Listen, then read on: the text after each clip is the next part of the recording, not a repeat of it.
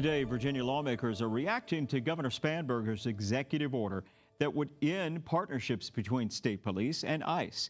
Spanberger says the previous agreement puts state agencies under federal control.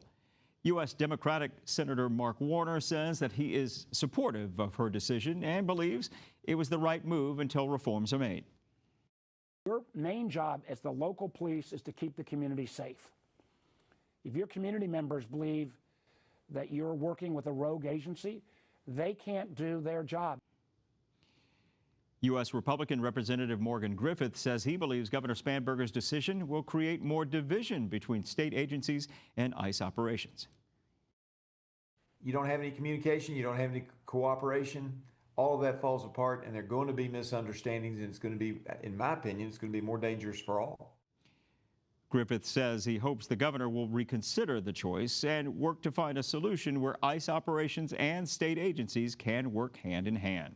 New details. The Department of Homeland Security is reporting during President Trump's first year back in office, there were more than 180 vehicle attacks on officers, 68 against ICE and 114 against Border Patrol. The National News Desk, Jeff Harris, joining us after digging through these numbers. Jeff, for ICE specifically, that data represents an over 3,000% increase compared to last year. What more can you tell us? So the Department of Homeland Security releasing these updated statistics this week, citing multiple recent examples of vehicle attacks against law enforcement across the entire nation, including like in states like California, Colorado, and also in Maryland. Now the numbers also being shared as anti-ICE blockades continue to pick up in Minnesota. From January 21st, 2025 to January 24th of this year, DHS reporting ICE and Border Patrol have experienced 182 vehicle attacks against them, 68 against ICE specifically, and 114 against CBP. Trump administration officials pointing to violent rhetoric from local politicians, including in Minnesota, as one reason why. This kind of violence is perpetuated by what we hear the governor saying, what we hear the mayor in Minneapolis saying, and their irresponsibility is extremely reckless. I said in March, if the rhetoric didn't stop, there's going to be bloodshed. And there has been.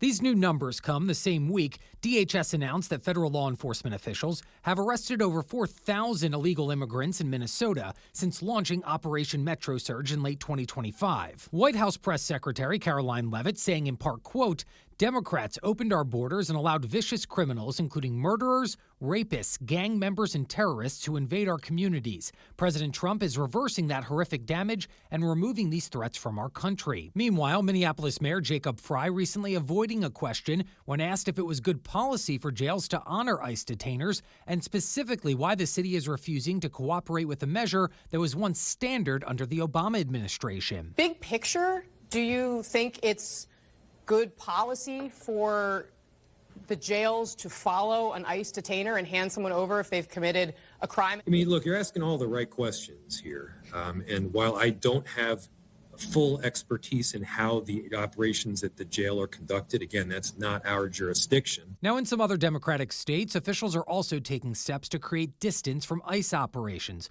including in Virginia, where Governor Abigail Spanberger ordered state law enforcement agencies to dissolve any partnership agreements with federal immigration enforcement. Sadly, the bad tactics, the bad training, the bad vetting that we have seen or witnessed or perceive in places like Minnesota, that is degrading trust in law enforcement. Now in Maryland, both chambers in the state's General Assembly also approving legislation this week that would end agreements allowing 8 jurisdictions to work with federal immigration authorities in detention facilities, but that legislation still needs to be signed by Governor Wes Moore. Reporting for the National News Desk, I'm Jeff Harris. Good evening. Thanks for joining us for KT News at 11. I'm Deborah Knapp. Only on K2, we're pressing Congresswoman Maxine Dexter about the legal limits asylum seekers have. Victor Park is at the live desk with details tonight. Victor?